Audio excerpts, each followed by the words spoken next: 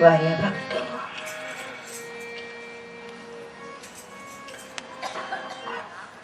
દેવી ભાગવતનું મહાત્મ્ય તો વેદવ્યાસે વર્ણવ્યું, પણ સાથે સાથે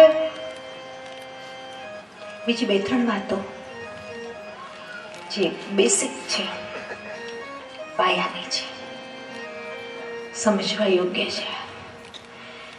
કદાચ વેદવ્યાસે આ વાતો નહીં કહી હોત તો દેવી ભાગવત અધૂરું રહી જાત. હું કહું છું ને, પાયાની વાતો છે. ઘણી વખત કહું છું કે ધ્યાન આપજો. આ વાત તરફ ધ્યાન નહીં આપો તો તમારી આખી કથા નકામી છે. એવી જ સ્પષ્ટ રીતે એમાં વાત કરી છે. સૌથી પહેલા તો એમણે કહ્યું, वक्ता कैसा होना चाहिए इस कथा का, जो कथा कहने वाला है, जो शास्ता है. शास्ता किसे कहते हैं? जो शास्त्र का ज्ञान देता है उसे कहते हैं शास्ता. तो शास्ता कैसा होना चाहिए. कथाकार तो પછી ચીલાચાલુ શબ્દ થઈ ગયો છે. માત્ર વાર્તાઓ કઈ ભજનો ગાવા માંડ્યા અને રોટલાનું સાધન બનાવ્યું એ માટે કથાકાર શબ્દ બહુ ચીપ વર્ડ છે. રિયલી આઈ એમ ટેલિંગ ટ્રુ, સાચું કહું છું. જેમ ચિત્રકાર હોય, સંગીતકાર હોય, એમ કથાકાર એક ધંધો થઈ ગયો. ખોટું લાગે તો માફ કરજો. આમાં કોઈ કથાકારો બેઠા હોય તો ક્ષમા કરજો. હું સાચું કહું છું.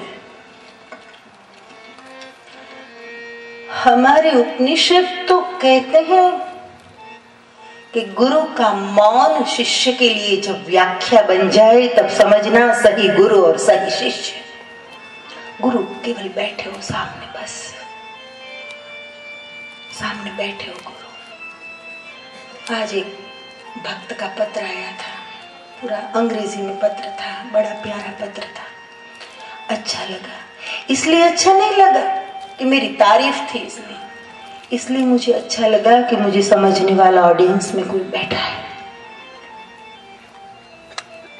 तुलसी नाम का वह भक्त, तुलसी स्वयं सुंदर नाम है, उसके आगे आज मैं लगा देती हूँ ज्ञान तुलसी. एक समझदारी है उस व्यक्ति में. और उस तुलसी नाम के एक युवक ने जो मुझे पत्र लिखा, उसमें लिखा था કે માં તમે તો અમૃતના કોળી આપો છો, પણ સાધારણ જન માટે આ કડવું સત્ય પચાવવું ઘણું અઘરું પડી જાય છે. એસિડિક ટ્રુથ શબ્દ વાપર્યો છે ને, એસિડિક ટ્રુથ અઘરું બની જાય છે આ પચાવવું, અને વાત સાચી છે. લોકો ક્યારેક નારાજ થઈ જાય છે. માતાઓ, ભાઈઓ, કથાકાર શબ્દ તો છેલ્લો છે. કથાકાર શબ્દ 18 પુરાણમાંથી ક્યાંય નથી. 18 પુરાણમાંથી કોઈ કથાકાર શબ્દ મને ગોતીને આપે, હું ભગવા વસ્ત્ર ઉતારીને કથા કરવાનું છોડી દઉં. શાસ્તા શબ્દ છે, વક્તા શબ્દ છે, સંત શબ્દ છે, ગુરુ શબ્દ છે. કે મારે છોકરાઓને કેવું છે, તમને ક્યારેક ઈચ્છા થાય કથાકાર નહીં બનતા, શાસ્તા બનજો. શાસ્તા કોને કહેવાય? કે શાસ્ત્રની સત્ય રીત સમાજની સામે મૂકી શકે. તમારા શબ્દથી જે સમાજ જાગી જાય એને શાસ્તા કહેવાય. અંધારે હાથ નાખો તો કથાકાર મળશે, પણ શાસ્તા તમને નહીં મળે. તો ખેર, જે શાસ્તા છે, જે વક્તા છે, એ કેવો હોવો જોઈએ?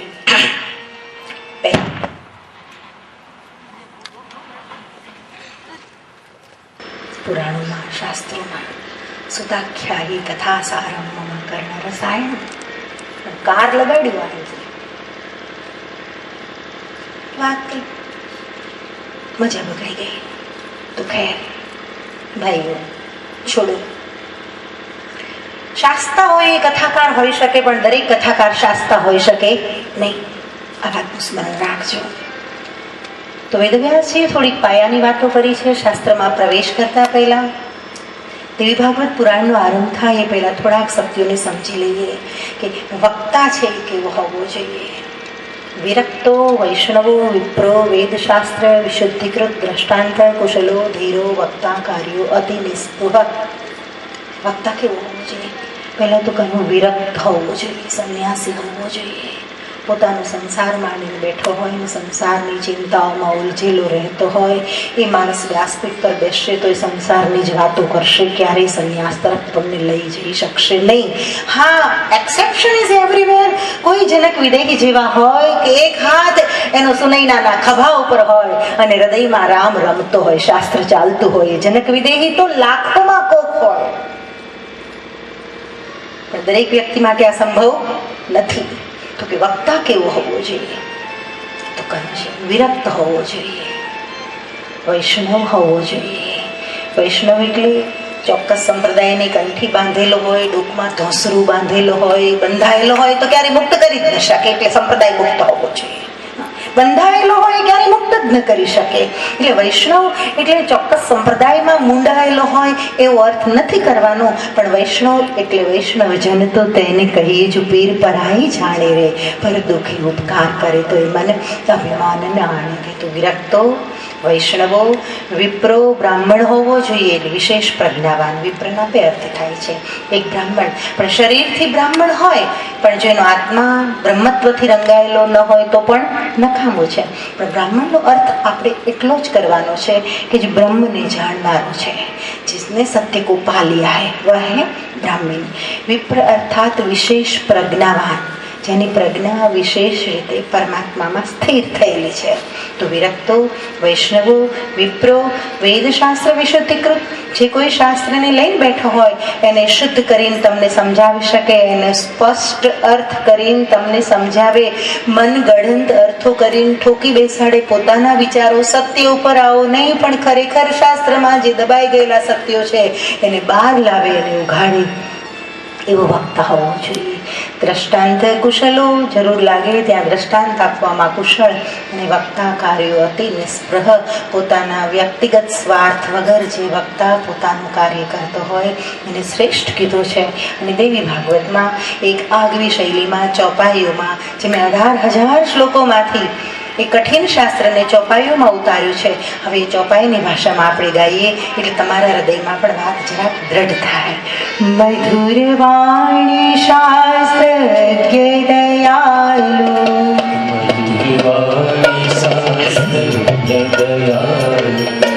મધુર વાણી શાસ્ત્ર દયાલુ,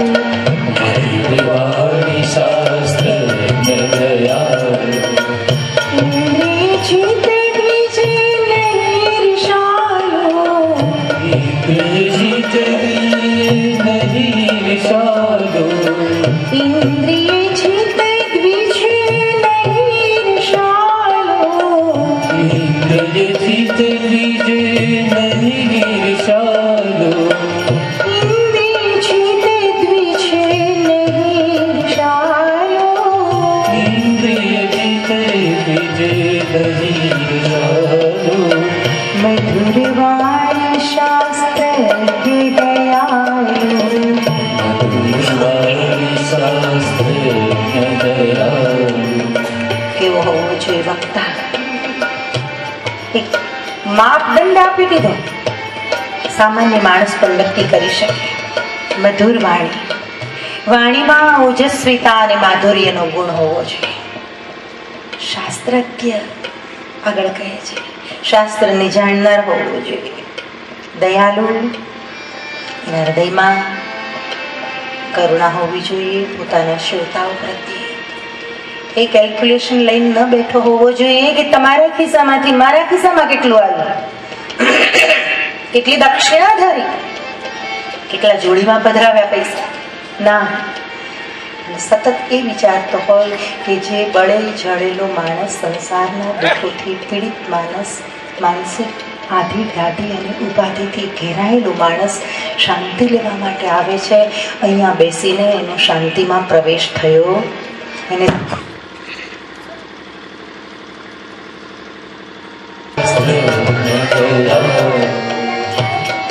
તમારી જે વસ્તુ જરૂરની નથી એ તરફ તમારું ધ્યાન ન જવું જોઈએ.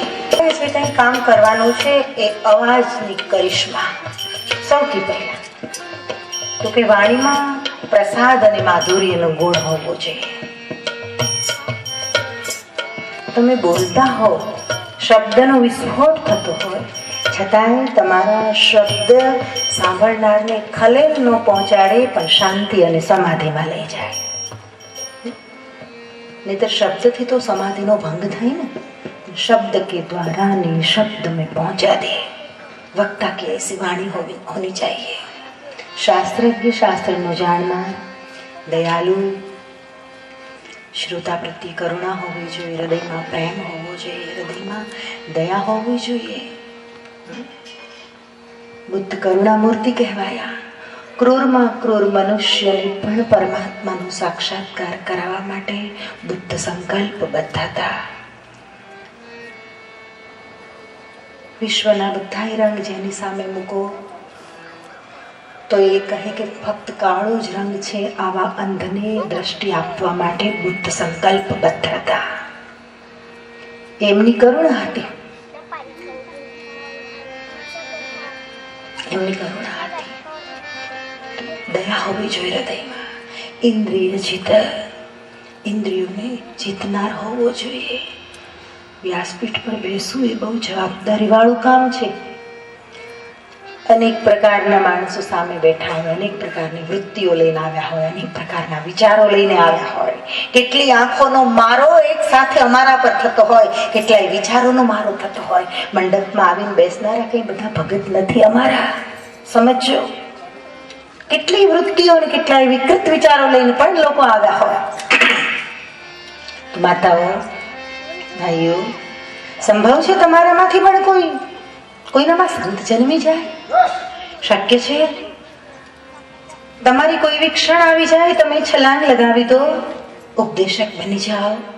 તો એ માટે વેદવ્યાસ કહે છે, શાસ્ત્રજ્ઞ, દયાલુ, ઇન્દ્રિય જીત.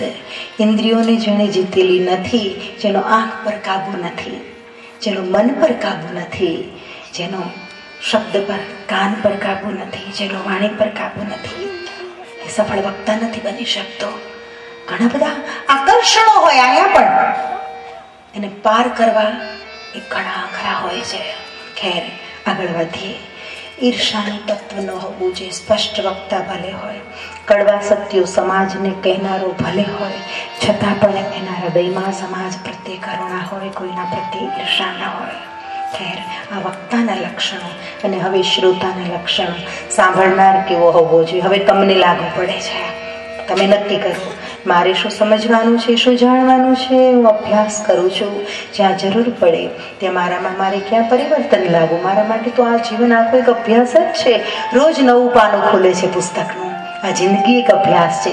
રોજ નવું પાનું ખુલે. જરૂરી નથી આપણને ગમે એવા ફકરાઓ હોય, આપણને ન ગમે એવા ફકરાઓ પણ એ પુસ્તકના આવે ને એમાંથી કંઈક વાંચીને, કંઈક શીખીને, કંઈક સમજીને આગળ નીકળી જાઓ. એ તો સમજદાર માણસનો ધર્મ છે. પણ હવે શ્રોતા કેવો હોવો જોઈએ? માતાઓ, ભાઈઓ, હવે તમને લાગુ પડે છે. શ્રોતા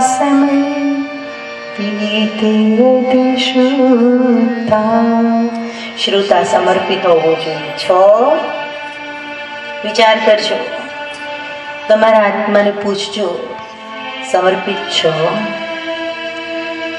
જે મંડપમાં આવ્યો હોય, શ્રવણ કરવા અહીંયા આવ્યો હોય, પહેલા તો પોતાની જાત સાથે પ્રમાણિક હોવો જોઈએ, વફાદાર હોવો જોઈએ પોતાની જાતને. અને પછી જેના ચરણમાં આવીને બેઠો છે એના માટેનું સમર્પણ હોવું જોઈએ. તમારું સમર્પણ નહીં હોય તો એનાથી કંઈ તમે શ્રોતા મટી નથી જતા, પણ સાચા શ્રોતા નથી. સમજો, જેને સાંભળવા આવ્યા છો એના માટે જો તમારું સમર્પણ નહીં હોય તો સંતના શબ્દ તમારી વધારે મદદ કરી શકશે નહીં. માતાઓ, ધ્યાન આ તરફ છે, અંદર સુધી જાય છે. હું બોલું છું તે ફરીવાર, આ તમારી વાત છે. શ્રોતા કેવો હોવો જોઈએ? શ્રોતા શુદ્ધ ભાવ, સમર્પિત હોવો જોઈએ શ્રોતા. તમને ફોડવાનો કોઈ પ્રયત્ન કરે, તમે ન ફૂટો એવા હોવા જોઈએ. ભાગવતમાં એક પ્રસંગ બહુ સરસ આવે છે. ઇન્દ્રને ઈર્ષા થઈ કે શું એક કૌપિન માત્ર, લંગોટી માત્ર ધારણ કરનારો, હાથમાં કમંડલ રાખનારો એવો શુકદેવ મોક્ષ આપી શકે અઠવાડિયામાં? ઇન્દ્ર કહે, તકલીફ થાય છે મને. ના ના, એ શું ફકીર કરી શકવાનો હતો? લાવ, હું જાઓ. અને ફોડવા માટે આવે છે. ભાગવત તમે હમણાં તો કહે છે કે 7-8 કથા અંજારમાં ચાલે છે, એટલે આ બધું તો તમે ઘણી વાર સાંભળ્યું હશે, પણ જરાક નવા સંદર્ભ સાથે સમજવાની કોશિશ કરજો મારી વાતને. તો માતાઓ, દીકરીઓ, ઇન્દ્રને ઈર્ષા થઈ અને ઇન્દ્ર અમૃતનો ઘડો લઈને પહેલા તો વક્તાને ફોડવા માટે જાય છે.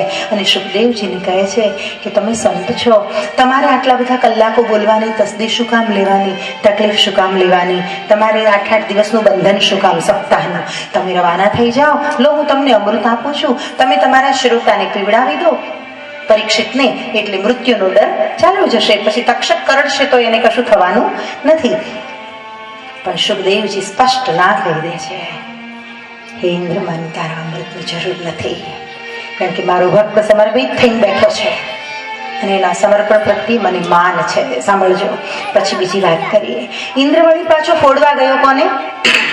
શ્રોતાને. વક્તા ન ફૂટ્યો, શ્રોતાને ફોડવા ગયો. શ્રોતા પણ ફૂટે એવો ન હોવો જોઈએ. તમે જ્યારે કથામાં આવશો ત્યારે તમારી સામે લાલચો આવશે ક્યારેક ફોન આવશે કે વેકેશન છે તો બેન આવે છે, ક્યારેક ફોન આવશે ભાણેજ આવે છે, ક્યારેક ફોન આવશે ભત્રીજાઓ રે રોકાવા માટે આવે છે, ક્યારેક થશે કે ટૂરમાં જવું છે, ચાલો યાત્રામાં જવું છે, ફરવા જવું છે, અને બીજા ઘણા બધા આકર્ષણો આવશે. પણ માતાઓ, દીકરીઓ, મહારાજ પરીક્ષિતજીની પાસેથી કંઈક પ્રેરણા લેજો કે દેવલોકમાંથી સાક્ષાત ઇન્દ્ર અમૃતનો ઘડો લઈને ઉતરે તો પણ પરીક્ષિત જવાબ દઈ દે કે ઇન્દ્ર મહારાજ, તમારું અમૃત મને કદાચ મૃત્યુના ભયથી મુક્ત કરી દેશે, પણ મને ભક્તિ અને મુક્તિ નહીં આપી શકે. ત્યારે આ સંતના શબ્દોમાં મને મુક્તિ અને ભક્તિ બંને પ્રાપ્ત થશે. આવો શ્રોતા જ્યારે હોય ત્યારે મા હરેશ્વરીને બોલવાની મજા આવે. ત્યાં સુધી તો મારા ભાઈ બધું સમજ્યા જેવું જ કથાઓ બહુ થાય. સમજ પડી? લૌકિક આકર્ષણો નહીં, સમાજના આકર્ષણો નહીં, પણ સાક્ષાત ઇન્દ્ર મહારાજ અમૃતનો ઘડો લઈને આવે કે અમૃત પી લો અને કથા છોડી દો, તો શ્રોતા પરીક્ષિત જેવો હોવો જોઈએ. ઇન્દ્રને કહી દે હાલતો થા, રસ્તો પકડ, સરનામું ભૂલી ગયો, ખોટી જગ્યાએ તો આવી ગયો. મૃત્યુલોકનો આ કાળા માથાનો માનવી કેટલો પાવરફુલ, કેટલો સુંદર હશે પરીક્ષિત, કેટલો ભવ્ય હશે, કેટલો દિવ્ય હશે પુરુષ. વિચાર કરો કે પરીક્ષિતની વાત કર્યા વગર ભાગવતમાં આગળ ન વધી શક્યા આપણે. તો આવા શ્રોતા બનજો. ખાસ કથા હોય ત્યારે જ આકર્ષણો વધારે આવે, ધર્મ કાર્યમાં વિઘ્નો વધારે આવે, સારા કામમાં 100 વિઘ્ન આવી કહેવત છે. પણ બધા વિઘ્નોને તમે જ્યારે પાર કરી જાઓ અને તમારું સમર્પણ જ્યારે હોય કે ના, હું તો 9 દિવસનું અનુષ્ઠાન કરીશ, સૂરજ આમથી આમ ભલે ઉગી જાય, મંગળનો ગ્રહ ધરતી પર આવવું હોય તો ભલે આવી જાય, પણ હું મારું આસન છોડીશ નહીં. 7 દિવસ હું સાંભળીશ કે 9 દિવસ સાંભળીશ. જ્યારે તમે આવા બનો ત્યારે તમારું સમર્પણ કહેવાય. હવે પૂછો, તમારા દિલને આવું ક્યાંય છે? અને જો આવું ન હોય તો કઈ વાંધો નહીં, આજ તો ખબર પડી ને આવું હોવું જોઈએ. જાગ્યા ત્યારથી સવાર, આજથી આપણે સંકલ્પબદ્ધ થઈએ. તો તમારા માટેની ચોપાઈ છે. ચાલો બધી દીકરીઓ, માતાઓ, ભાઈઓ ગાવાની કોશિશ કરશે. શ્રોતા સમર્પિત શુદ્ધ ભાવા,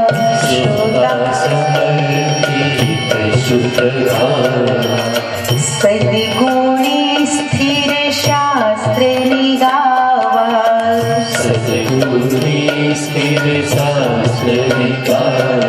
સમર્પિત હોવો જોઈએ, હૃદયથી શુદ્ધ ભાવ હોવો જોઈએ.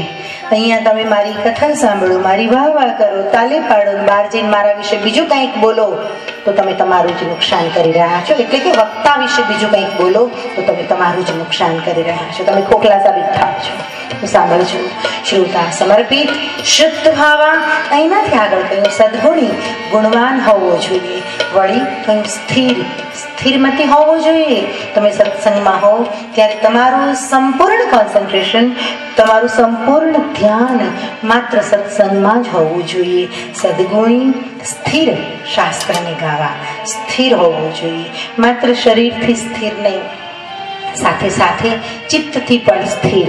સરસ લખ્યું છે ભાગવતમાં, યસ્તિત્વાભિમુખમ પ્રણમ્ય વિધિવત ત્યક્તાન્યવાદોર હરે લીલા શ્રોત્રમભિપ્સિતેત નિપુણો નમ્રોધ કૃત્પાંજલિ શિષ્યો વિશ્વસિતોનું ચિંતન પર પ્રશ્નાનુરક્તૌ શુચિ.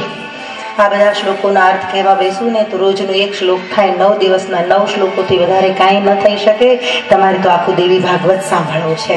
ક્ષમા કરજો માતાઓ, આગળ વધું છું, પણ કહેવાનું તાત્પર્ય એટલું જ છે કે જેટલા દીકરાઓ, ભાઈઓ, વડીલો, માતાઓ, દીકરીઓ શ્રવણ કરવા આવે છે કે આજ પહેલા દિવસે, કાલે શોભાયાત્રા અને ભૂમિકા બાંધવામાં આપણો સમય ગયો. દેવી ભાગવતમાં પ્રવેશ થઈ રહ્યો છે ત્યારે હું દરેકે દરેકને કહું છું કે આ સત્યને સમજી લેવું જોઈએ. અને આ સત્યને સમજ્યા પછી, એટલે કે શ્રોતા કેવો હોવો જોઈએ, તમે તમારી જાત વિશે આ સત્યને સમજો અને પછી પલાઠી વાળીને બેસો ના, તો એ સાધારણ માણસના બેસવામાં, સમજદારી પૂર્વક જે બેસનાર છે બંનેના બેસવામાં જમીન આસમાનનો ફરક પડી જાય છે. જમીન આસમાનનો ફરક છે, સમજો. તો આ સત્યને સાંભળ્યું તમે, હવે સમજવાની કોશિશ કરજો, પછી એને ડાયજેસ્ટ કરજો, એને પચાવજો અને એવા બનવાનો પ્રયાસ કરજો. આગળ કહ્યું છે કથા શ્રવણ માટેના પણ ભાઈઓ નિયમો આપ્યા છે, સાંભળજો. કયા કયા નિયમો છે? તો કે બ્રહ્મચર્ય, સરસ વાત કરી છે, ધ્યાન આપજો. સૌથી પહેલી શરત મૂકે છે સત્યેન બ્રહ્મચર્યેણ સર્વદા શ્રવણમ મતમ. બધા શાસ્ત્રો આ વાત કહે છે, બધા ધર્મો પણ બ્રહ્મચર્ય ઉપર ભાર મૂકે છે. પણ બ્રહ્મચર્ય એટલે શું? બ્રહ્મચર્ય શબ્દનો જેટલો સત્યનાશ નીકળ્યો છે અથવા બ્રહ્મચર્ય શબ્દને જેટલો વિવાદાસ્પદ બનાવી દીધો છે એટલો વિવાદાસ્પદ શબ્દ બીજો કશો નથી. હું એમ કહીશ, ટ્વિસ્ટ કર દિયા ઇસ શબ્દ કો. ભાઈઓ, માતાઓ,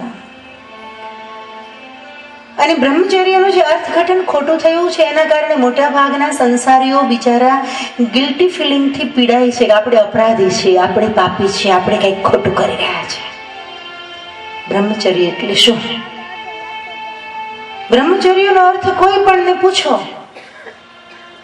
એટલે કહે કે સ્ત્રી અને પુરુષના કે પતિ પત્નીના સંબંધોથી દૂર રહેવું, એનું નામ બ્રહ્મચર્ય. શારીરિક સંબંધોથી દૂર રહેવું એટલે બ્રહ્મચર્ય. બહુ મોટી ગેરસમજ થઈ રહી છે, બહુ મોટી ગેરસમજ થઈ રહી છે. ભાઈઓ, માતાઓ, બ્રહ્મચર્યનો અર્થ થાય છે બ્રહ્મમાં ચર્યા.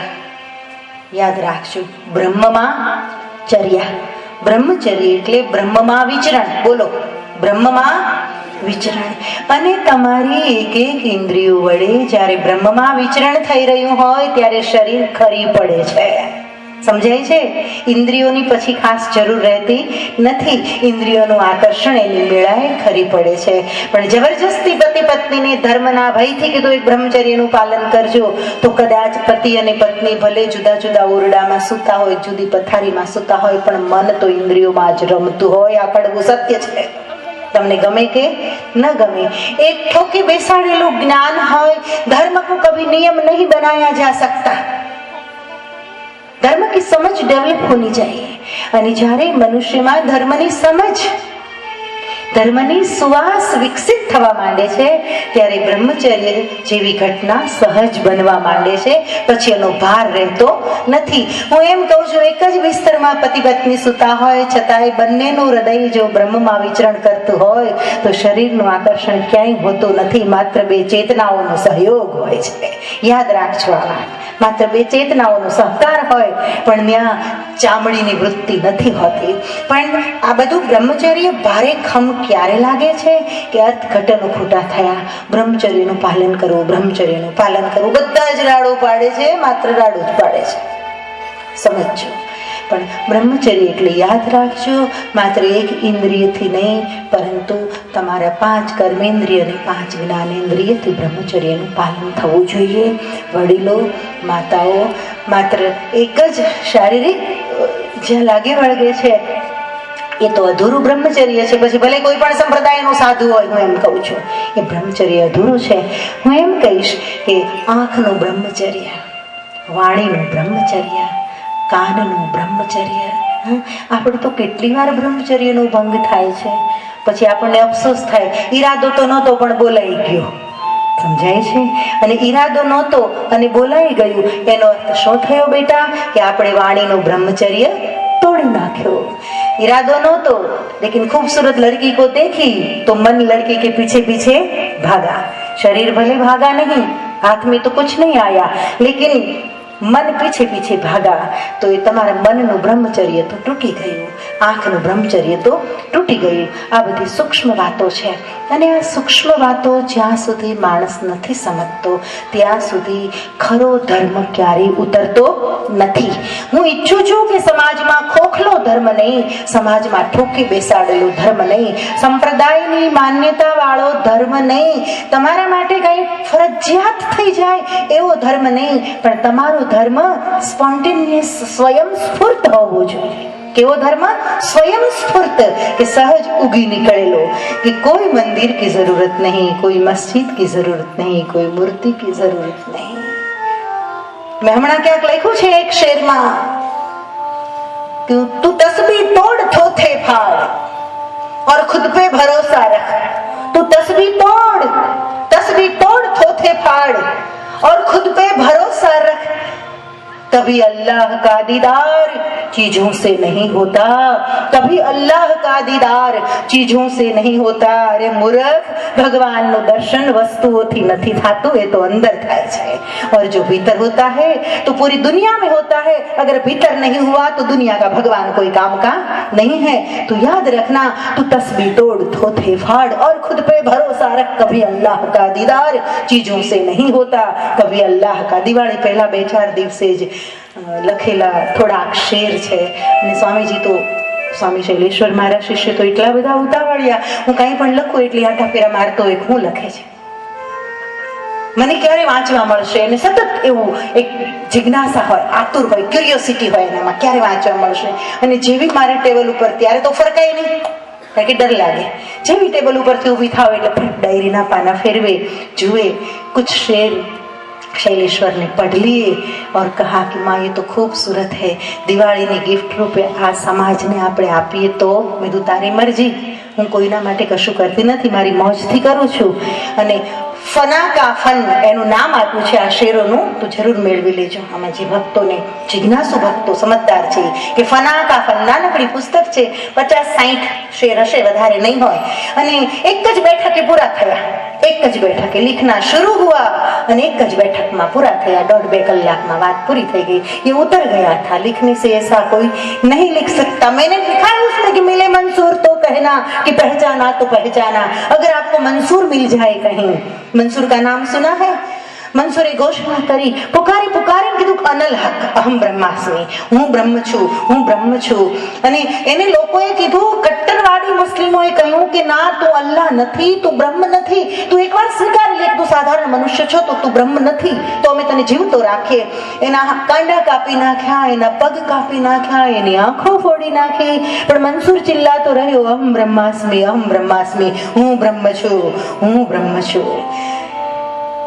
मैं एना पर बहु विचार कर्यो અને પછી મેં એમાં લખ્યું છે કે કદાચ તમને ક્યાંય મંसूर મળી જાય તો મારા સમાચાર આપી દેજો।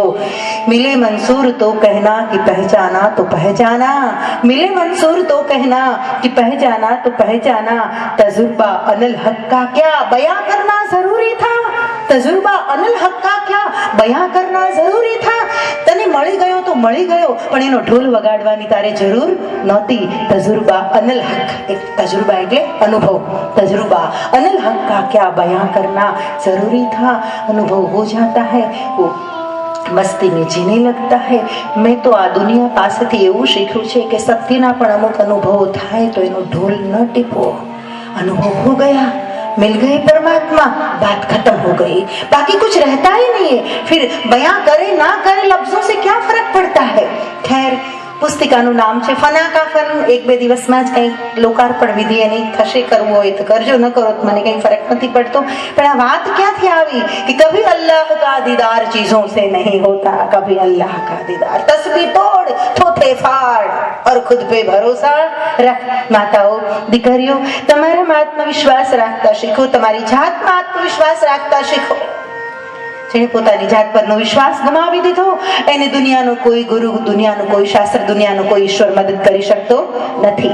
યાદ રાખજો, खुद पे भरोसा रख, कभी अल्लाह का दीदार चीजों से नहीं होता। वस्तुओથી ક્યારે ઈશ્વરના દર્શન થતા નથી। ખેર, મૂળ વાત તરફ આવો। મારે એટલું જ કહેવું છે કે આ સત્સંગ માટેના થોડાક નિયમો બતાવ્યા છે। એ નિયમો કયા કયા છે સાંભળજો। બ્રહ્મચર્ય, સૌથી પહેલા તો કહ્યું કે બ્રહ્મમાં વિચરણ, રાત દિવસ સત્યની સાથે રમમાણ। એ નિજાનંદમાં તમે જો મોજ લેતા હશો તો પછી ઇન્દ્રિયોની આકર્ષણો, જરૂરિયાતો એની મેળાએ ખરી પડશે। ખેર, પણ એ અનુભવ લો ત્યારે જ સમજાય। આગળ કહે છે મન મૌન સાધના, મનથી મૌનની સાધના।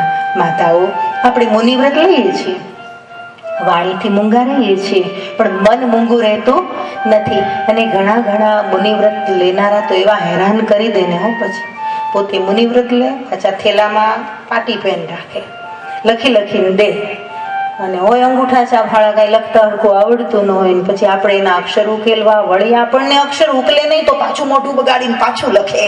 क्रोध तो कर दिया उसने, क्या मतलब रहा मौन का। समझ में आया? तो मन मौन साधना। माताओ, ब्रह्मचर्यનો અર્થ થોડોક તમે સમજ્યા, અને થોડુંક જ સમજવાનું। બહુ લાંબા વ્યાખ્યાઓની જરૂર નથી. સત્ય તો છોટા સા હી હોતા હૈ માતાઓ.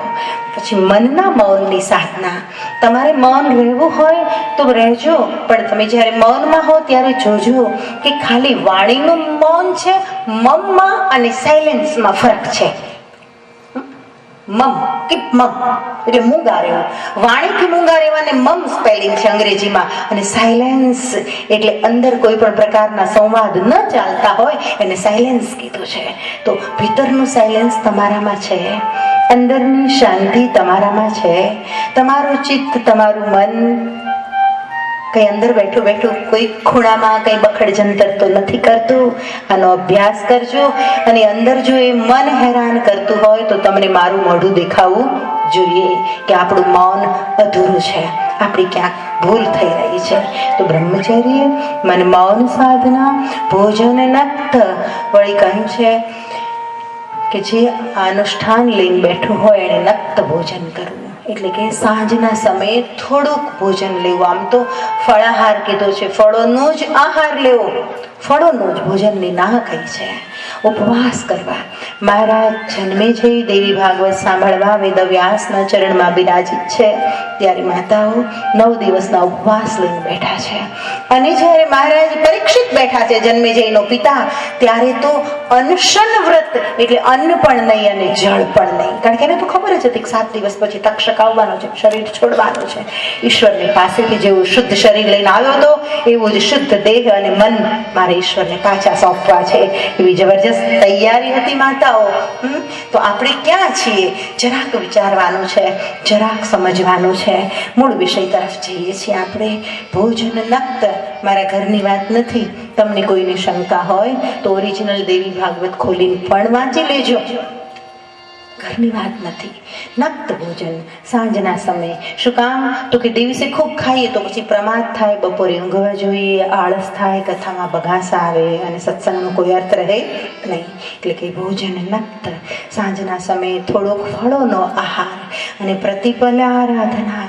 પ્રતિપલ આરાધના થવી જોઈએ. તમે જ્યારે આવા કોઈ આધ્યાત્મિક મિશનમાં જોડાયા હો ત્યારે માત્ર તમે અહીં બેઠા હો ત્યારે સખણારો એમ નહીં, પણ 9 દિવસ દરમિયાન તમારા એટીટ્યુડને, તમારા બિહેવિયરને, તમારા થિંકિંગને, તમારા વે ઓફ લાઈફને, તમારા વે ઓફ થિંકિંગને તમારે સતત જોવાનું છે. ઘરે ગયા પછી જ ખરી પરીક્ષા છે, સાવધાન. સમજાય છે? માસ્તર બેઠો હોય ત્યાં સુધી તો છોકરા સખણા રહે, પણ ઘરમાં પણ જે છોકરો ડાયો ડમરો થઈને રહે એને ડાયો છોકરો કહેવાય. સ્કૂલમાં માસ્તર હોય ત્યાં સુધી તો છોકરા ડાયા થઈને રહે, પણ શિક્ષક ન હોય ત્યારે પણ જે બાળક ડાયો ડમરો થઈને રહે એને સાચો વિદ્યાર્થી કહેવાય. એમ અહીંયા તો બધા ડાયા ડમરા રહે, પણ મારી સાંજ 6 પછી આપણે જ્યારે જુદા પડીએ, તમે ઘરે જાઓ અને પછી પણ આ શિસ્ત, આ ચિંતન, આ વિચાર, તમને ખબર નથી કેટલા સુંદર લાગો છો. તમારો વિડીયો ઉતારીને તમને દેખાડવો જોઈએ. ક્યારેક ક્યારેક મને એવી ઈચ્છા થાય છે કે એક વ્યક્તિને અહીં બોલાવવી જોઈએ આખો દિવસ. એ શક્ય નથી પ્રેક્ટિકલી, એક મારી ઈચ્છા થાય છે એવી. અને જે શાંતિ સામેના ઓડિયન્સમાં છે, તમારા ચહેરા, તમે બદલાઈ ગયા છો, તમને ખબર નથી. તમારા ચહેરા ઉપર એક ક્રાંતિ ઝળહળવા માંડે છે, તમારી આભા બદલાઈ જાય છે. આખી 1 કલાકના સત્સંગ પછી ચહેરાની આભા બદલાઈ જાય છે મારા ઓડિયન્સની. દરેકના ઓડિયન્સમાં એવું થતું જ હશે, કારણ કે આ સત્સંગનો પ્રભાવ છે. પણ અહીંયા આવીને તમે જુઓ ને તો કેટલું દર્શનીય લાગે છે, બધું કેટલું દિવ્ય લાગે છે. તમારું બેસવાનું કેટલું અદ્ભુત છે, કેટલું સુંદર છે. તમારી જે આતુરતા છે કંઈક સાંભળવા માટેની, સમજવા માટેની, તમને પોતાની અનુભવ થશે. પણ એ પણ સત્ય છે કે મંડપમાંથી ઊભા થઈએ છીએ એટલે વળી પાછા બદલાઈ જઈએ છીએ. એ પણ સત્ય છે અને મને વાંધો છે આ સત્ય સાથે. પહેલું સત્ય બરાબર છે, પણ તમારું બીજું સત્ય છે એની સામે મને વાંધો છે કે હતા એવા એવા ના. માતાઓ, ભાઈઓ, હું એવું ઈચ્છું છું કે આ સત્સંગનો પ્રભાવ અત્યારે તમારી બદલાઈ ગયેલી જે હોરા એટલે દરેક વ્યક્તિના ચહેરા ફરતું એક આભા મંડળ હોય છે. તમારી તેજસ્વીતા આખી અલગ છે અત્યારે, પણ ઘરે જઈને પણ તમને આ સત્યનું સતત ચિંતન રહે, મનન રહે, અને ઘરે ગયા પછી પણ તમારામાં આવી સ્વયં શિસ્ત રહે, એવું હું ઈચ્છું છું. ખેર ભાઈઓ, માતાઓ, પ્રતિપલ આરાધના. અને એટલે જ વેદવ્યાસે કહ્યું કે ઈશ્વર ભજન કંઈ એવું નથી કે કભી કિયા કભી નહીં કિયા. वो कोई संसारिक प्रेम नहीं है कि कभी प्रेमी को याद किया कभी नहीं किया, कभी याद करके दोस्त को याद करके फोन करके दिल बहला लिया और फिर भूल गए 2-4 महीने के लिए. ये सांसारिक प्रेम की बात नहीं, ये दिव्य प्रेम है, आध्यात्मिक प्रेम है, स्वयं का परिचय है ये तो. और स्वयं का जब परिचय होता है तब समझना दूसरों से दूर जाने का उपाय है, स्वयं से दूर जाने का कोई उपाय नहीं है. तो माताओं भाइयों याद रखना, वेदव्यास कहते प्रतिपल आराधना, એવરી મોમેન્ટ ટુ મોમેન્ટ, એક પણ ક્ષણ એવી ન જવી જોઈએ કે જે ક્ષણે તમે એનાથી દૂર જાઓ કે એનાથી દૂર જાઓ. એક પણ ક્ષણ. સપનાની વાતો લાગે છે ને બધી હરિ મહારાજ કે આવું કંઈ હોય, સ્કૂટર લઈને હમણાં તો ક્યાં જતા હતા કે આવું તો કેમ થાય માળી, અમે બધા સંસારી જીવડા, અને એમ કહીને જો બધા પલાયન કરી જશે તો અમારી જિંદગી તો નકામી ગઈ, બસ ગળું ઢસલીને ખલાસ, જય સિયારામ, કોઈ અર્થ જ નહીં. ના, આ સમાજ પાસે એક જબરજસ્ત અપેક્ષા હોય છે. સંતો એક આશા લઈને એનું કામ કરતા હોય છે. ઘણી વાર એવું બને કે ખર્ચો આપણે કરીએ, દોડાદોડી આપણે કરીએ, લાભ બીજા ઉઠાવી જાય. ધ્યાન રાખજો મુખ્ય યજમાનના પરિવારને ખાસ કહું છું, એવું ન બને ખર્ચ તમે કરતા હો અને આધ્યાત્મિક લાભ બીજા લઈ જાય અને આપણે સુતેલા રહી જાય. કદાચ બીજો કોઈ સંત હોત તો આવું કહેવાની હિંમત ન કરત, પણ ચોખ્ખું કહું છું કે એવું ન બને તો હમ સોઈએ हुए रह जाए और दुनिया जाग जाए. એ સારી વાત છે, ખરાબ નથી કે તમે આયોજન કરો, એનાથી 1000-2000 લોકોમાં એક ધર્મ ક્રાંતિ થઈ જાય, મનુષ્ય વિચારતો થઈ જાય, એક જબરજસ્ત કાર્યમાં તમે નિમિત્ત બન્યા. પણ એ જાગે અને આપણે જો સુતેલા રહી જઈએ તો એનાથી મોટી મૂઢતા કઈ હોઈ શકે, એનાથી મોટી મૂર્ખતા કઈ હોઈ શકે.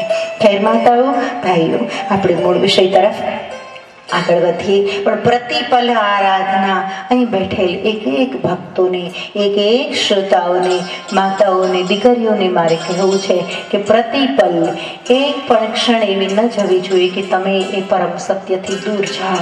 બહારથી બધું ડ્રામા ભલે ચાલતું હોય, ઉપરથી ડ્રામા ચાલતું હોય, અમિતાભ બચ્ચન 25 પિક્ચરોમાં રોલ કરે, ક્યારેક કુલીમાં તો ક્યારેક શરાબીમાં, પણ છતાં એને ખબર હોય કે હું કોણ છું, પેલું તો મારું નાટક છે. એમ તમને ખબર હોવી જોઈએ કે હું સચ્ચિદાનંદ સ્વરૂપ છું, આ બહારથી બધું મારું નાટક છે. જ્યાં સુધી આવી કલા, આવું આર્ટ, આવી ક્ષમતા તમે ડેવલપ નહીં કરો ત્યાં સુધી મારી વાણી વધારે મદદ કરી શકશે નહીં, શાસ્ત્રો વધારે મદદ કરી શકશે નહીં. તો ફરી એક વખત કહું છું, થોડાક બહુ જ સારા શ્રોતાઓ આજ છે, બધા સારા જ છે, પણ મને ક્યાંક આમ આશાનું કિરણ દેખાય છે. બહુ એક્સેપ્ટન્સ વાળી દીકરીઓ આજ આવી છે. તો મારે કહેવું છે કે ઉપરથી ભલે ક્યારેક માતાનો રોલ, ક્યારેક પત્નીનો રોલ, ક્યારેક બહેનનો રોલ, ક્યારેક બહેનપણીનો રોલ, ઉપરથી ભલે બધું ચાલતું હોય, સપાટી ઉપર લાગતું હોય કે સંસારી છો, પણ તમારા ભીતરમાં એક પરમ સંન્યાસની આગ એવી પ્રજ્વલિત થવી જોઈએ કે ઈશ્વર તમારી ચિંતા કરે. એટલું સચ્ચ તમારામાં જાગી જવું જોઈએ. જ્યાં સુધી આવું ન થાય ત્યાં સુધી તમારી કચાશ નહીં, મને લાગે છે ક્યાંક હું કાચી પડીશ, ક્યાંક મારી કચાશ.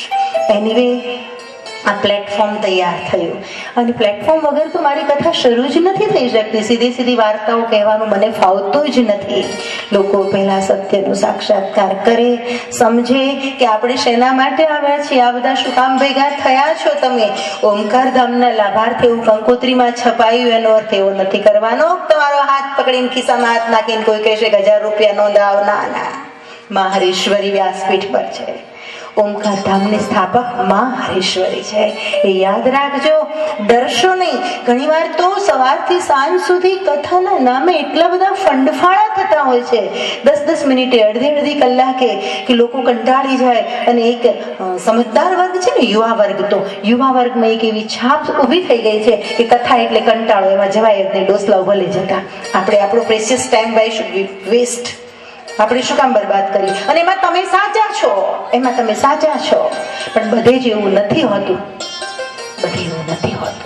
ખેર ભાઈઓ માતાઓ, મૂળ વિષય તરફ આપણે પાછા જઈ રહ્યા છીએ. હવે દાન વિધાન, એમાંય પણ બહુ લાંબો વિસ્તાર કર્યો છે. કે વક્તા તમને જે સત્યનો સાક્ષાત્કાર કરાવે 9 દિવસ સુધી જીવનનો માર્ગ બતાવે, એને પ્રસન્ન કરીને છેલ્લે મોકલવો. દેવી ભાગવતમાં તો બહુ મોટી મોટી વાતો કરી છે, પણ હું બાયપાસ કરવા માંગુ છું એને.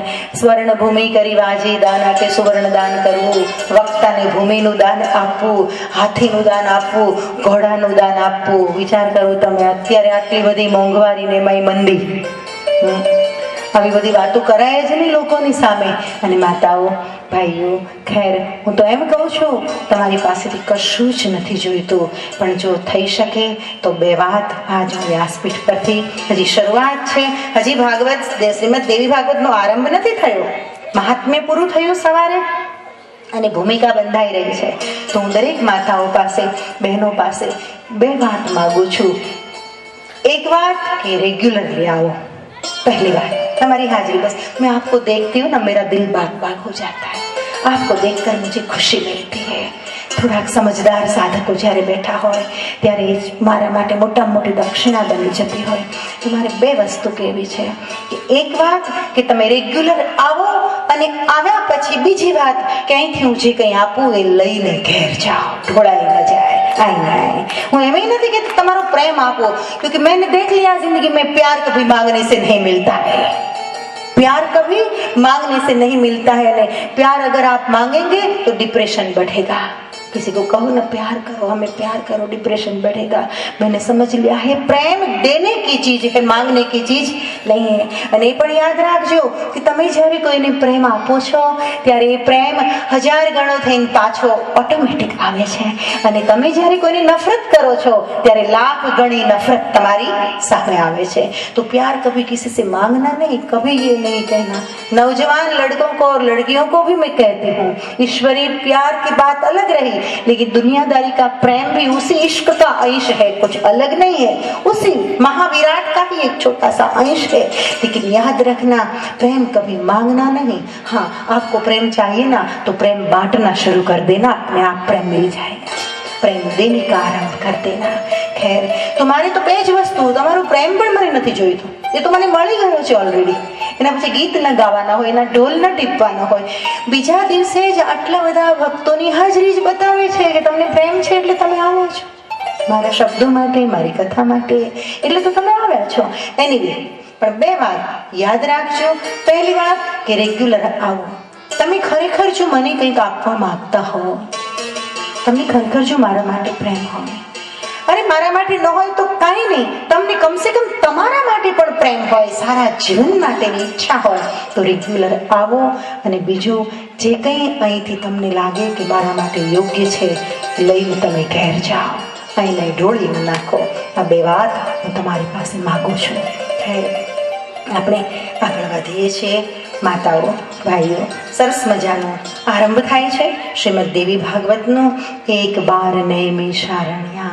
નૈમિષારણ્ય નામનું એક પવિત્ર સ્થળ.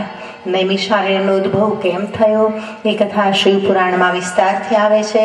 છોડો, મારે વધારે પુરાણની વાતોમાં નથી જવું, મારી તો ધર્મક્રાંતિની વાત છે એટલે વાર્તાઓ ઓછી અને ચિંતન જાજુ, અમારી શૈલી છે પહેલેથી જ તે. તો ભાઈઓ, માતાઓ, સરસ મારી વાત કરવી છે. વિચાર કરો કે અહીંયા બોર્ડિંગ છે, નાનકડો એક મંડપ છે, અને છતાંય કેટલી બધી શાંતિ છે.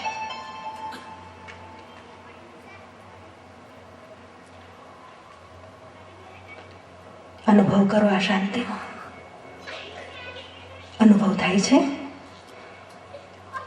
લોકો કહે છે કે તમારે શાંતિનો ભંગ કરવો હોય તો 2 સ્ત્રીઓને ભેગી કરી દેવી. એવું કહેવાય છે, આપણા બહેનોને બદનામ કર્યા છે કોઈ મૂર્ખાઓએ કે શાંતિનો ભંગ કરવો હોય તો 2 બહેનોને ભેગી કરી દેવી. આ લોકોને કહેવું જોઈએ કે આવો અમારી કથામાં અને જુઓ કેટલા બહેનો છે અને કેટલી શાંતિ છે. એ લોકોને કહેવું જોઈએ કે આવો અમારા સત્સંગમાં તો તમને સત્યનો અનુભવ થશે. તો ખેર, માતાઓ, ભાઈઓ, મારે કંઈક કહેવું છે. આ નાનકડો એવો મંડપ, થોડાક મારા પ્રેમીઓ, થોડાક ભક્તો, થોડીક દીકરીઓ, વિચાર કરો, અને છતાંય આટલી બધી શાંતિ છે. તો નૈમિષારણ્યમાં તો એ સ્થળ એવું હતું કે એ સ્થળ પર સત્સંગ સિવાય કશું જ નહીં. માનો કે કોઈ એક ગ્રાઉન્ડ હોય અને એ ગ્રાઉન્ડને કાયમ માટે ફક્ત સત્સંગ માટે જ બુક કરવામાં આવ્યું હોય કે ત્યાં સત્સંગ સિવાય કશું થવું જોઈએ નહીં. હું એમ કહું છું દીકરાઓ કે આર્યાવર્તના ભારતના ઋષિઓએ નક્કી કરેલું કે એક મેદાન એવું રાખવું છે કે ભારતમાં કે જ્યાં સત્સંગ સિવાય કશું થવું જોઈએ નહીં. અને આજે પણ હું તમને કહું છું, ચિત્રકૂટમાં બજાર પહોંચી ગયું છે થોડુંક, ऋषिकेश में અને हरिद्वार में तो बात जवा दो, वो बाजार ही बन गया है पूरी तरह से. पण नैमिषारण्य हूँ जईने आवी छूं, आजे पण नैमिषारण्य में एवी ज शांति है. कदाच भारतना ऋषि मुनिओए नैमिषारण्यનું मैदान है એ સત્સંગ માટે જ રાખ્યું કે એ ભૂમિ પર બીજી કોઈ એક્ટિવિટીઝ થવી જોઈએ નહીં, ત્યાં માત્ર સત્સંગ. ફરીવાર કહું છું, આવો નાનકડો મંડપ અને થોડાક ભક્તો તો પણ અપાર શાંતિ અને આનંદનો અનુભવ છે. તો દીકરીઓ ભાઈઓ તમે વિચાર કરો કે 88,000 ઋષિ મુનિઓ અને બધાએ બ્રહ્મ જિજ્ઞાસુ. અહીંયા આવનાર બધા બ્રહ્મ જિજ્ઞાસુ ન હોઈ શકે, સમજો. અમુક બ્રહ્મ જિજ્ઞાસુ હોય, કોઈને સંગીત ગમતું હોય, કોઈને મારી ક્રાંતિ ગમતી હોય, કોઈને સાહિત્ય શેર શાયરી ગમતા હોય, કોઈને ઘરમાં કોઈ રાખવા તૈયાર ન હોય એટલે આવ્યા હોય. ઘણું બધું હોય અહીંયા પંચકણકી. હા, પણ ત્યાં તો 88,000 ઋષિ મુનિઓ અને બધા જ બ્રહ્મ જિજ્ઞાસુ, એમને એકમાત્ર પરમ સત્યને જાણવામાં જ રસ. એટલું જ નહીં, પણ સત્રમ સ્વર્ગાય લોકાય ભાગવતમાં ત્યાં સુધી લખ્યું છે કે હજારો વર્ષો સુધી ચાલે એવા એક ધર્મસત્રનો આરંભ થયો છે. 9 દિવસનું જ છે આ તો. 9 દિવસ ફક્ત આપણા હાથમાં, એમાંથી 2 દિવસ તો ગયા, હમણાં સૂરજ હાથમી જશે. પણ સત્રમ સ્વર્ગાય લોકાય. વિચાર કરો તમે, એ ઋષિ મુનિઓએ સંકલ્પ કર્યો છે કે આ ધર્મ સત્ર ક્યારેય પૂરું થવું જોઈએ નહીં, હજારો વર્ષો સુધી ચાલે. વિચાર કરો, એ 88,000 ઋષિ મુનિઓમાં ક્યારે કોઈ બીમાર નહીં પડ્યા હોય, ક્યારે કોઈનું મૃત્યુ નહીં થયું હોય, શરીર નહીં છૂટ્યું હોય, પણ એ કેવા સંકલ્પબદ્ધ હતા. આ દ્રષ્ટાંત એટલે આપું છું કે જરાક શરદી થાય અને પેરાસિટામોલ ખાધી હોય કે સિટ્રેઝિન ખાધી હોય તો તમે પછી બાનું કાઢી દો કે આજ માથું બહુ ચડ્યું છે એટલે કથામાં નથી જવું. પલાયન છે આપણું.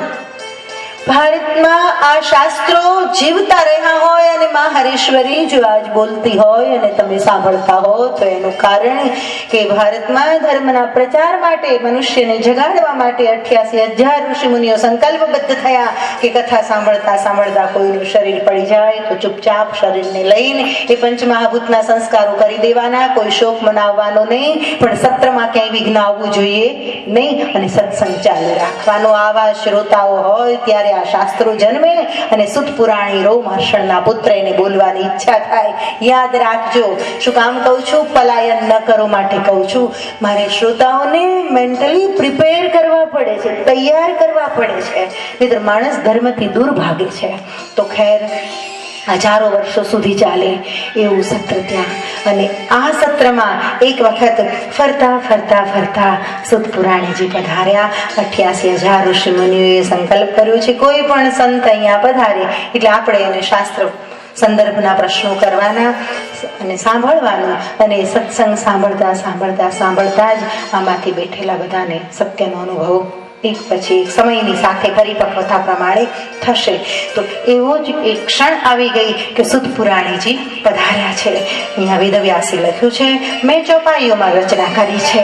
એક બાર નૈમિષારણ્યા, એક બાર નૈમિષારણ્યા, સુત આગમન સબે ધનધન્યા, સુત આગમન સબે ધનધન્યા. જો એક સારા માણસની હાજરી હોય સમાજમાં, એક સંતની હાજરી હોય સમાજમાં, એક જ્ઞાની કે સમજદાર માણસની હાજરી હોય તો આખા ટોળાના મિજાજને માવતની માવજત કરે. હો, સાંભળજો, ટોળાનો મિજાજ કેવો હોય તો કે હાથી જેવો, ને હાથીને અંકુશમાં રાખવા માવત જોઈએ.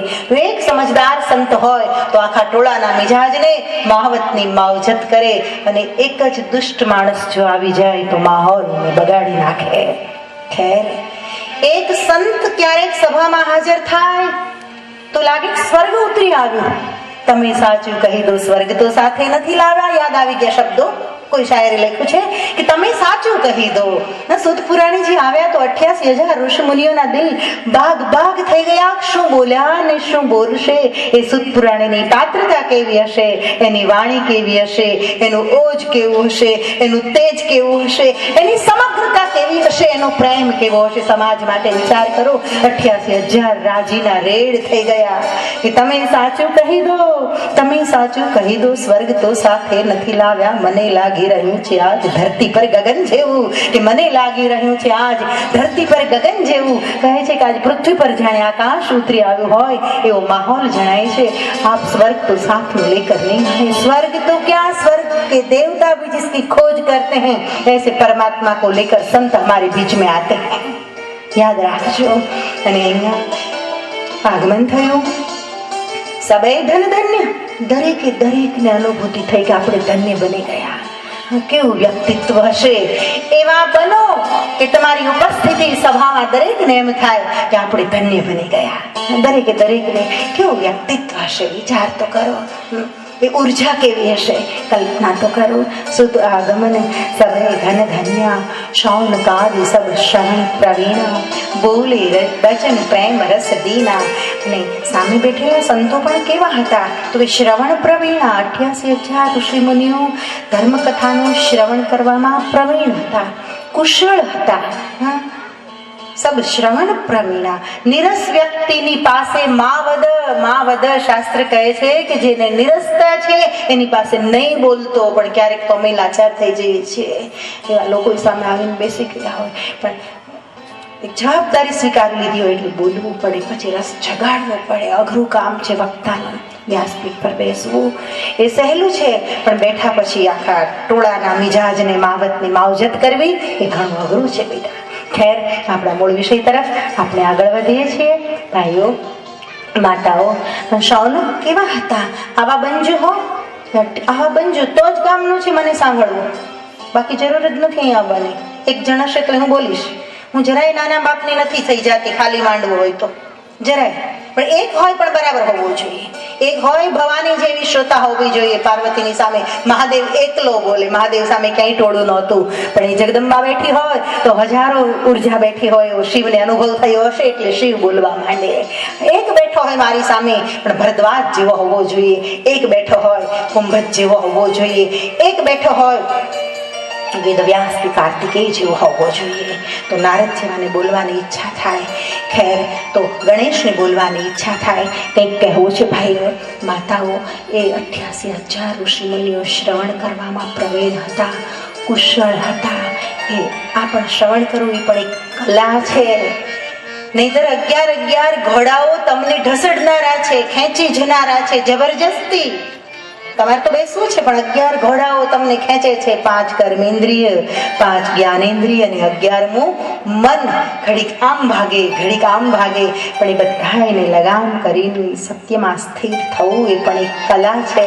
અને આવી કલા જેણે સાધી લીધી છે એવા સંતોને, એવા શ્રોતાઓને વ્યાસપીઠ પરથી વંદન કરું છું. મને વંદન કરવાની ઈચ્છા થાય છે. તો ભાઈઓ માતાઓ, બોલે બચન પ્રેમ રસ દીના. વિનમ્ર વચનો. દીન એટલે વિનમ્ર. વિનમ્ર વચનોથી, દાદાગીરીથી સત્સંગ ન મળે. બોલે બચન પ્રેમ રસ દીના. બોલે બચન પ્રેમ રસ દીના. બોલે બચન પ્રેમ રસ દીના. બોલે બચન પ્રેમ રસ દીના.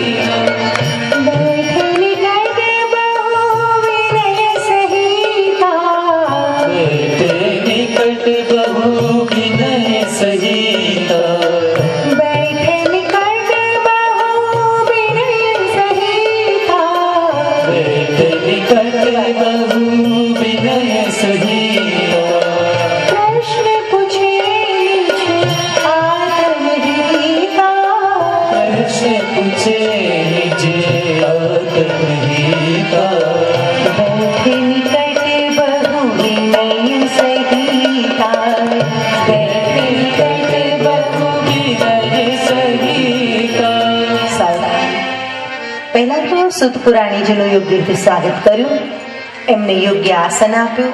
જેમની પાસેથી જ્ઞાન મેળવવું છે એની સામે વિનમ્ર બનીને રહેવું આ શાસ્ત્ર શીખવે છે. દાદાગીરી કરો તો ફેંકાઈ જાઓ, અને એ ફેંકાઈ ગઈ કઈ દેખાય નહીં, અનુભવ થાય, એનો અનુભવ થાય. તો જેમની પાસેથી જ્ઞાન મેળવવું છે તો બે વસ્તુ તો તમારામાં હોવી જ જોઈએ: કર્ટસી, હમ્બલનેસ, વિનમ્રતા. જ્યાં સુધી આવે વિનમ્રતા ન આવે ત્યાં સુધી જ્ઞાન ન મળે. પાત્રતા છે શ્રોતાના લક્ષણો બતાવ્યા છે. તો પ્રેમ રસદીના, પ્રેમથી તરબોળ એવા વચનો વડે સુતપુરાણીને કહે છે, પધારો મહારાજ, આજ અમે ધન્ય બની ગયા કે આપને જેવા વક્તા અમને પ્રાપ્ત થયા. અને વગર નિમંત્રણે જ્યારે સંત પધારે ત્યારે તો ઓર ધન્ય બની ગયા અમે. અમારા પર ઈશ્વરની કૃપા વરસી. આપ આસન ગ્રહણ કરો. અને પછી બેઠે નિકટ, પછી નિકટ બેઠા. મારે ખાસ ભાઈઓને કહેવું છે, શું પુરુષોની મેન્ટાલિટી છે, કે કેવો અહંકાર છે, કે અજ્ઞાન છે, કે પછી કઈ મારો તાપ લાગે છે, કે મારી સાથે કઈ વાંધો છે, મને હજી સુધી ખબર નથી પડી. પણ બહેનો બહુ જ નિકટ હોય અને ભાઈઓ આઘા બે, કોઈ ગોટલો પકડીને બેન, કોઈ થાંભલો પકડીને બેન, દૂર બેસે. શું તકલીફ છે મારાથી તમને? મને તમારાથી તકલીફ નથી તો તમને મારાથી શું તકલીફ છે? પાછળનો મંડપ ભલે ખાલી રહે, ચિંતા નહીં કરો, પણ તમે જ્યારે આવો ત્યારે સામે જગ્યા ભરાઈ જવી જોઈએ. હું સભાની સામે બોલવા આવી છું, થાંભલાઓ સામે નહીં. બેઠે નિકટ બહુ વિનય સહિતા,